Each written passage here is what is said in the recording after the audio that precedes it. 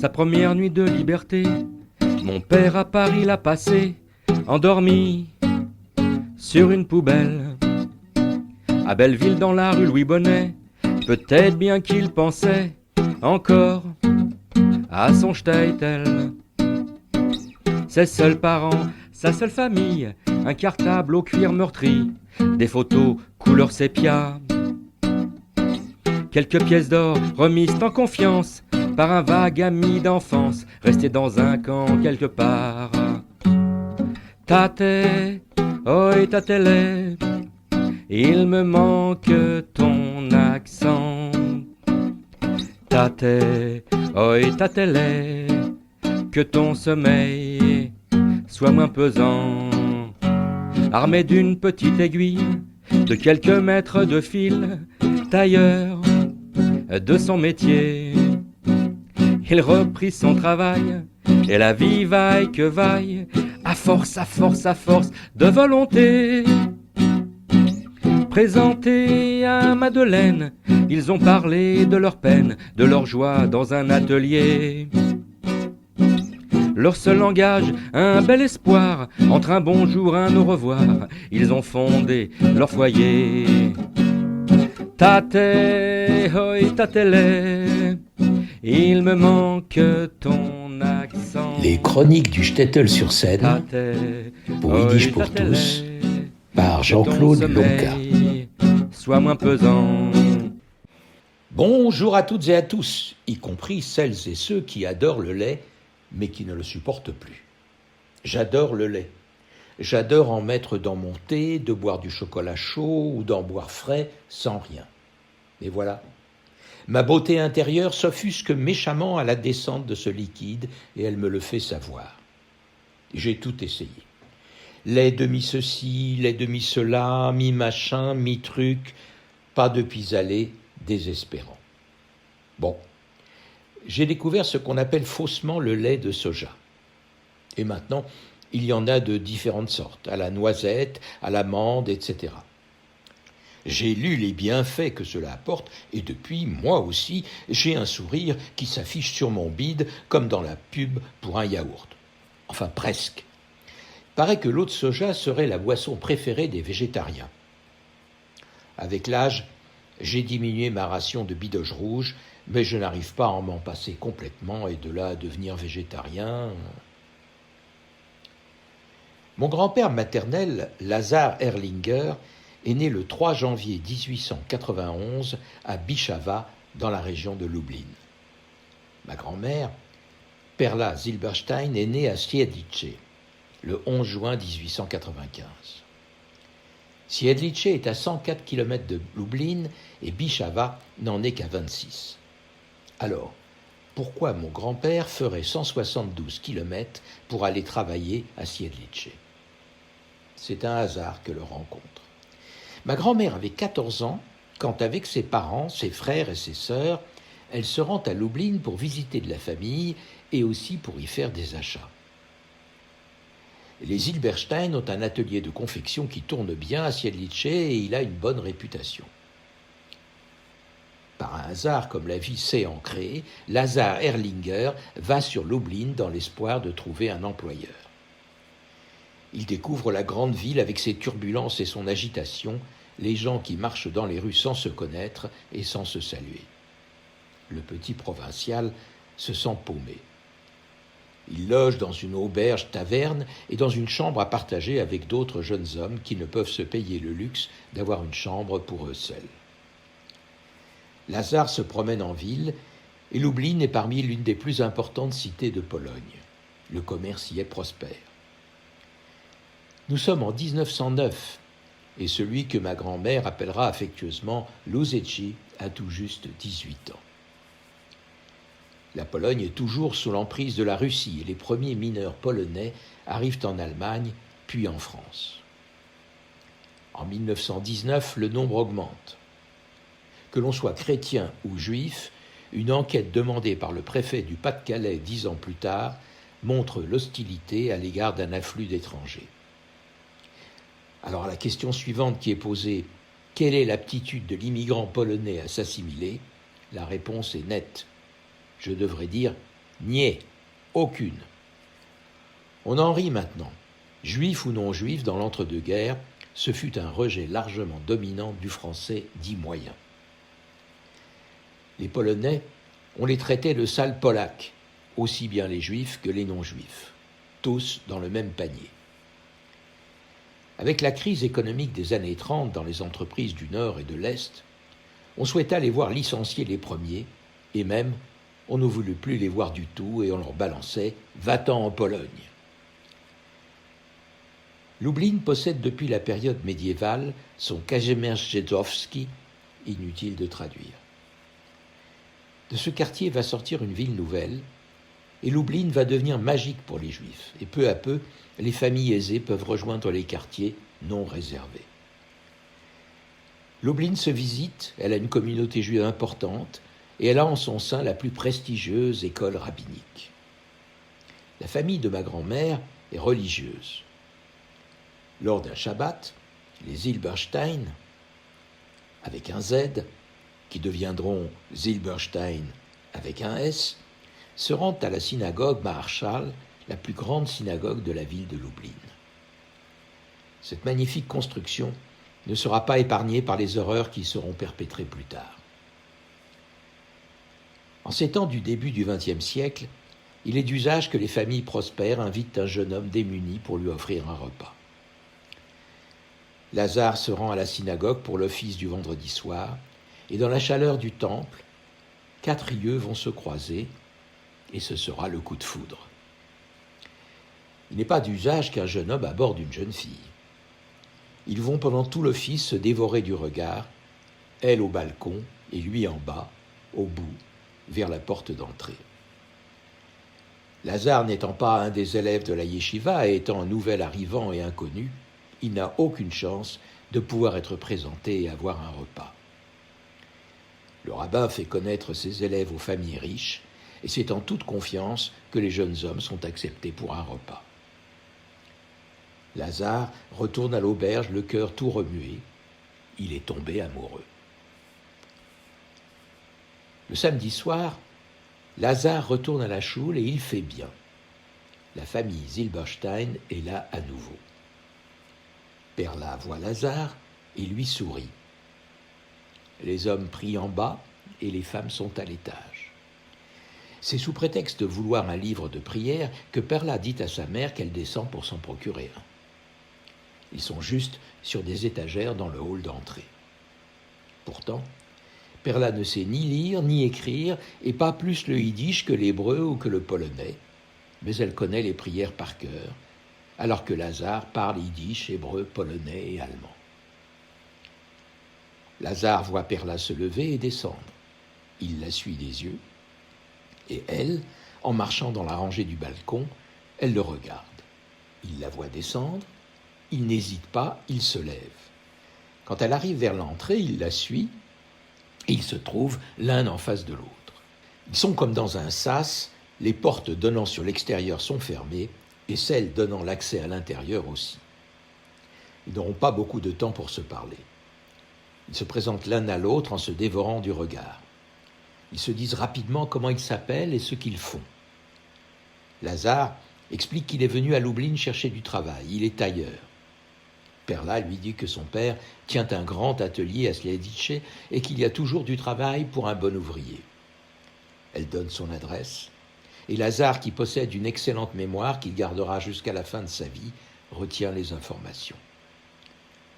Ils échangeront un petit baiser rapide, comme une gourmandise, me dira ma grand-mère. C'était la première fois qu'elle se faisait embrasser par un homme qui n'était pas de sa famille, et qui plus est, sur les lèvres.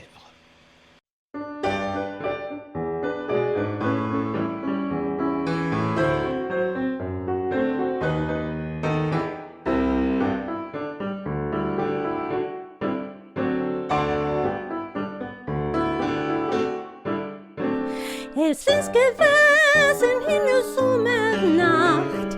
Ich gedenke es noch, wie das hat sich gemacht. Ich bin geblieben mit mir so ganz allein in a größer Stieb. Riesele hat gesagt zu mir,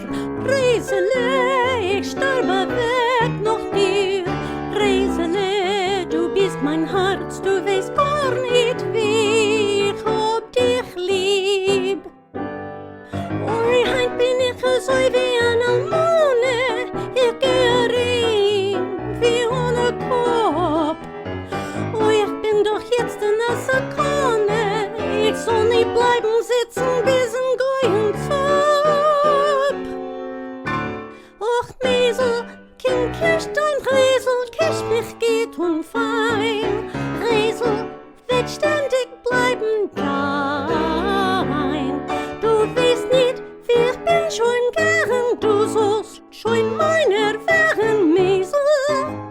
Kim und kisch dein Resel.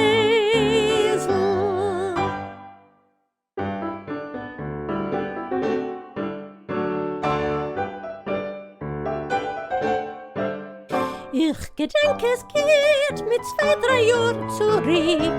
Wie damals hat vor mir gescheint das Glück. Mit Geschick hab ich alles getan, von so ist nicht gewiss. Wenn ich vielleicht nur bei der Arbeit stehen, fleckt sich mir mein Mesel still zu gehen und fleckt mich kletten Kischen und hat mir mein Leben versießt. Und ich fleck bald die Hand mir euch abwischen und fleck im Drecken zu mir und schier.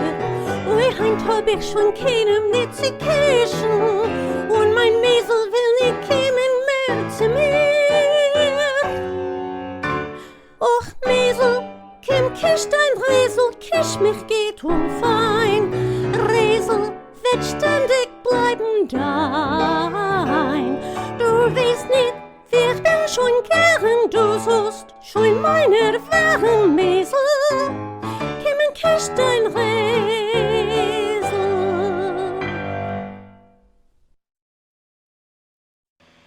C'était Meisel, cum couche dein Reisel, un ragtime yiddish de 1901, écrit par Louis Koppelman sur un air de David Reed Jr. Au piano, Glenn Merbach. C'est notre amie Jane Pepler qui chante. C'était pendant une nuit d'été. Je me souviens encore comment ça s'est passé. Je suis restée toute seule avec Meisel dans une grande maison. « Reisele » m'a-t-il dit, « Reisele, je me meurs pour toi. Reisele, tu es mon cœur. Tu ne sais pas du tout combien je t'aime. Oh, aujourd'hui, je suis comme une veuve, j'erre comme si j'avais perdu la tête. Oh, c'est que maintenant, je suis en danger de rester seule jusqu'à mes cheveux gris. Oh, Meisel, viens embrasser ta Reisel, embrasse-moi bel et bien, Reisel restera toujours tienne. Tu ne sais pas comme je suis déjà prête à ce que tu deviennes mien. Meisel, viens embrasser ta Reisel. Je me souviens très bien d'il y a 2-3 ans, quand rayonnait le bonheur pour moi. Je faisais tout avec envie, ne connaissais aucun souci. Quand je ne faisais que rester au travail, mon Meisel alors s'approchait sans bruit et me caressait, m'embrassait et charmait ma vie. Et je m'essuyais aussitôt les mains et le pressais contre moi sans cesse. Oh, aujourd'hui, je n'ai plus personne à embrasser et mon Meisel ne me reviendra pas. Lazare ira à Siedlce et sera embauché. Les parents de Perla ne voulaient pas d'un ouvrier pour gendre, alors Lazare a enlevé Perla. J'avais 13 ou 14 ans quand pour la première fois elle m'a raconté et dit le mot enlèvement. Je pensais que mon grand-père était venu à cheval comme je l'ai vu faire dans les westerns et qu'il avait emporté sa dulcinée sur la selle devant lui, la serrant avec ferveur. Il se marie à Paris en 1911. Lazare a 20 ans et Perla en a 16. Simone naîtra le 11 septembre 1914 et Madeleine, ma maman, le 8 mars 1922. Mes grands-parents auront la joie de voir naître 4 petits-enfants. Lazare décédera en 1969 et Perla en 1976. Lorsqu'il a fallu déménager l'appartement situé au 265 rue Saint-Denis, dans une armoire, il y avait un livre de prière. Mon grand-père ne s'en était jamais séparé, même s'il ne l'utilisait plus depuis longtemps. Cet ouvrage avait appartenu auparavant à son père Simcha. Le titre, Die täglichen Gebete der israelitischen Übersetzung, signifie les prières quotidiennes israélites avec la traduction allemande. À l'intérieur, les pages sont imprimées en hébreu et en allemand avec la fameuse calligraphie typique germanique. Il est dans un sale état, ce livre. Il manque des pages, mais je ne peux pas le jeter. Preuve que la famille maternelle a vécu dans un passé en Allemagne ou Alsace ou Lorraine. Savoir que mon arrière-grand-père et mon grand-père du côté maternel l'ont serré dans leurs mains me semble être comme un bon moyen pour actionner le levier de la machine à remonter le temps. Il y a peu, j'ai parlé de vider de ce moment douloureux de bazarder. Un livre de prière, ça ne se jette pas, ça ne se brûle pas. Il faut l'enterrer, mais je ne peux m'y résoudre. Il est dans une bibliothèque à côté de celui que j'ai utilisé et que mon père aussi a tenu entre ses mains. Bon, comment je fais pour réparer ce livre que j'affectionne et qui est en piteux état? Papa me disait, mon fils, ces balles, ces feux d'artifice et tous ces spectateurs, c'est pour louer ta venue et le chemin que j'ai parcouru. Papa, t'étais un beau conteur. Tate, oi, tatele, il me manque ton accent. Tate, oi, tatele, que ton sommeil soit moins pesant. Quand maman s'en est allée, après 20 ans à tes côtés, ce fut comme un coup de poignard. Tu n'osais pas me rapporter toutes tes frayeurs passées, tu faisais des cauchemars. Entre tes nuits et le brouillard, je venais te réveiller afin d'apaiser ta fièvre. Après une tasse de thé, tu venais pour m'embrasser, je voulais te donner mes rêves. Tate, oi, tatele, il me manque ton accent. Tate, oi, tatele, que ton sommeil soit moins pesant. Vous venez d'entendre une émission originale de Radio Yiddish pour tous. Seule radio au monde à diffuser la culture yiddish 24 heures sur 24, Radio Yiddish pour tous fonctionne grâce au seul soutien financier des membres et donateurs de Yiddish pour tous. Vous pouvez vous aussi apporter votre contribution à la diffusion de notre culture.